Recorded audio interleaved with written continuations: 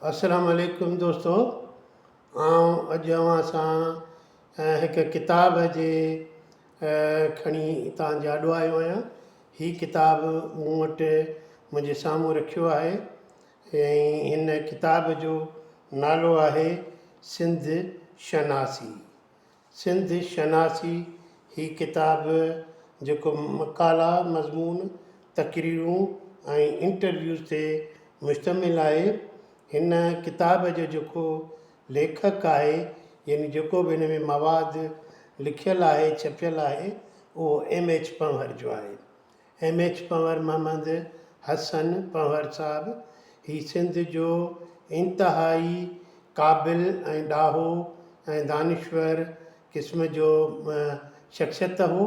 पाण प्रोफेशनली हिकु scientist engineer हुयो एग्रीकल्चर ऐं एरीगेशन जो, पर उन सां गॾोगॾु संदसि जेका इल्मी क़ाबिलियत जी रसाई हुई सा तारीख़ ते ऐं आर्कियोलॉजी ते एंथ्रोपोलॉजिकल इल्म ते पिणु हुई। पाण सुठो तारीख़दान, सुठो आर्कियोलॉजिस्ट ऐं सुठो एंथ्रोपोलॉजिस्ट सां रहियो आहे ऐं उन बाबति हुन पंहिंजा मज़मून ऐं तकलीफ़ूं तहक़ीक़ जे बुनियाद ते लिखियूं आहिनि।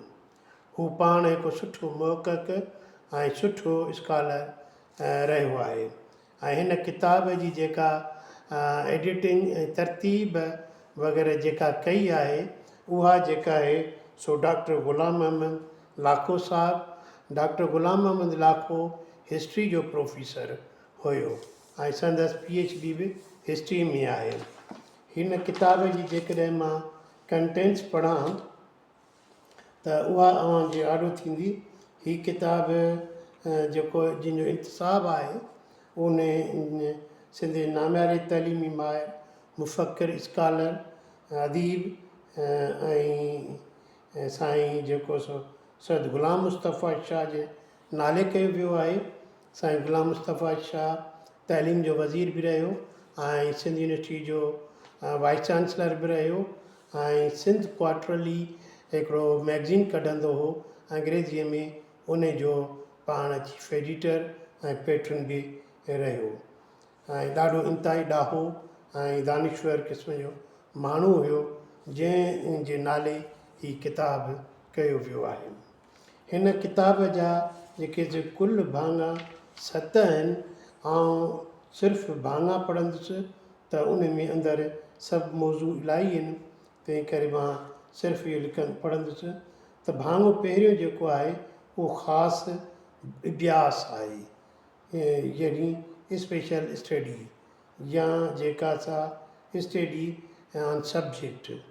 हीअ जेको सो आज़ादीअ ते पाकिस्तान जी विरहाङे ते ऐं क़दीम आसारनि ते जेके मुश्तमिल हिन में मज़मून आहिनि।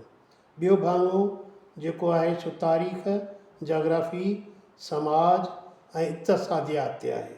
हिन में तारीख़ जोग्राफ़ी ते जेके से मज़मून आहिनि, समाज में जेके उथलूं पुथलूं थियनि थियूं ऐं जेके माण्हू रहनि था, क़बीला रहनि था, उन बाबति ॼाण आहे ऐं इन सॼी हवाले सां इक़्तिसादियात उन समाज जी छा आहे उन बाबति बि हिन में मज़मून शामिल आहिनि। टियों भाङो जेको आहे सो शख़्सियतूं ऐं तक़रीरूं आहिनि। हिन भाङे में शख़्सियतुनि ते प्रोफाइल लिखियल आहिनि ऐं मुख़्तलिफ़ शख़्सियतुनि सां जॾहिं प्रोग्राम मल्हाया विया त उन्हनि ते तक़रीरूं ऐं उन्हनि जी बाबति ॻाल्हि ॿोल जेका कलमबंद कई वई आहे उहा हिन 3 भाङे में आहे। चोथों भाङो आहे किताबनि ते लिखियल माॻ ऐं तबसरा। किताबनि जी जेका स्टडी आहे उन्हनि ते रिव्यूज़ आहिनि ऐं जेके से उन्हनि ते पंहिंजा ख़्याल आहिनि ऐं उन्हनि बाबति जेको कुझु साईं महसूसु कयो ऐं सम्झियो उहे हिन किताब में मज़मून जी सूरत में लिखियल आहिनि। 5 भाङो आहे तारीख़ जोग्राफ़ी। हाणे तारीख़ ऐं जोग्राफ़ी उन में तफ़ी माॻ, सिंधू दरिया, पाणी, ॿोॾूं ऐं ॿियूं जेके कुदरती शयूं थियनि थियूं आफ़तूं उन्हनि बाबति जेको सो हिन में लिखियलु आहे ऐं ॾाढो सुठो हीउ भाङो आहे। छहों भाङो जेको आहे सो मुतफ़िक़ात ते आहे, उन में गॾियल आहिनि, उन में औरतुनि जे हालतुनि बाबति, औरतुनि जे जेके से उन्हनि ते जेको सख़्तियूं थियनि थियूं ऐं औरतुनि जे आज़ादीअ जे मुतलिक़ ऐं उनखां अलावा थिंकर्स लाइब्रेरी जा जेके छपायल किताब आहिनि उन्हनि ते पिणु किताब जी हिकिड़ी फ़हिरिस्त ॾिनी वई आहे, जेके तक़रीबन 150 खनि किताबनि जा नाला ऐं उन्हनि जे ऑथर्स जा लेखकनि जा नाला बि उन में शामिल आहिनि। हीअ हिकिड़ो रेफरेंस मटीरियल आहे, ॾाढो सुठो हिन छहें भाङे में जेके मुतफ़िक़ात में आहिनि उहे मज़मून आहिनि। ऐं आख़िरी जेको सतों जेको भाङो आहे सो साईं जा जेके M.H. पंवर साहिब जा जेके इंटरव्यूज़ आहिनि उन इंटरव्यूज़ खे कलमबंद करे हिन किताब में छापियो वियो आहे। इंटरव्यू हिकु अहिड़ो सब्जेक्ट आहे या जेको अहिड़ो हिकिड़ी लिखत अचे थी जेका उन शख़्सियत जे बाबति उन जी ज़बानीअ खां पुछी करे सवालनि जी सूरत में ऐं उन्हनि खे कलमबंद कयो थो वञे ऐं लिखियो थो वञे या के इलेक्ट्रॉनिक मीडिया ते सीधी तरह नशर बि कयो थो वञे ऐं उहे शख़्सियत पाण पंहिंजे बाबति, पंहिंजे ख़ानदान बाबति, पंहिंजे तइलीम बाबति, पंहिंजे कम बाबति ऐं पंहिंजे नतीजनि बाबति ॻाल्हाए थो ऐं उहो इंटरव्यू ॾाढो हिकिड़ो तारीख़ी ऐं हिकिड़ो अहम हूंदो आहे। हीअ थिंकर्स जेका लाइब्रेरी आहे उन जा जेके किताब आहिनि उहे तक़रीबन सभु अंग्रेज़ीअ में आहिनि, पर उन्हनि में कुझु किताब सिंधीअ में बि शाया थिया हुआ। साईं मोहम्मद इब्राहिम जोई साहिबु हिकिड़ो किताबु जेको सो हिन थिंकर्स लाइब्रेरी जो उन किताब जो हिकिड़ो भाङो, यानी उहो 2-3 भाङनि में आहे, पर उहो छपियो, उहो किताबु हो सेवेज सर्वाइवल्स। सेवेज सर्वाइवल्स जो सिंधी तर्जुमो जेको साईं मोहम्मद इब्राहिम छपियो कयो हो ऐं उहो सिंधी अदबी बोर्ड 1976 में पहिरियों छापो छपियो हो। उन किताब जो नालो वहशी जीवत जा निशान।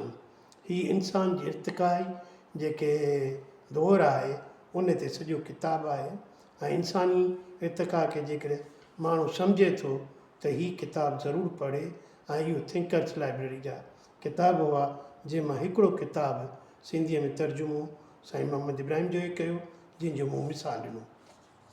जेके बि दोस्त पढ़णु चाहिनि था, पाण खे सम्झणु चाहिनि था, अदब खे, तारीख़ खे ऐं पंहिंजी जेका इंसानी तारीख़ खे बि सम्झणु चाहिनि था त उहे हीअ किताबु ज़रूरु पढ़नि ऐं हीअ बि किताबु पढ़नि सिंध शनासी जेको साईं M.H. पंवर साहिब जो आहे। ऐं मां उमेदु कयां थो त हीअ किताब सभु जेके असां हिते ॻाल्हायूं पिया था ऐं हिन मुंहिंजे YouTube चैनल ते बि बुक टॉक जी सूरत में बि आहिनि, उहे पढ़ंदा त हुननि जे इल्म में, हुन जी ॼाण में इज़ाफ़ो थींदो। तव्हां सभिनी दोस्तनि जी महिरबानी ऐं मूंखे उमेदु आहे त तव्हां हीअ किताबु पढ़ंदा ऐं हिनखे सम्झण जी कोशिशि कंदा ऐं ॿियनि दोस्तनि खे बि पढ़ण जी तरग़ीब ॾींदा, दावत ॾींदा। तव्हां सभिनी जी महिरबानी।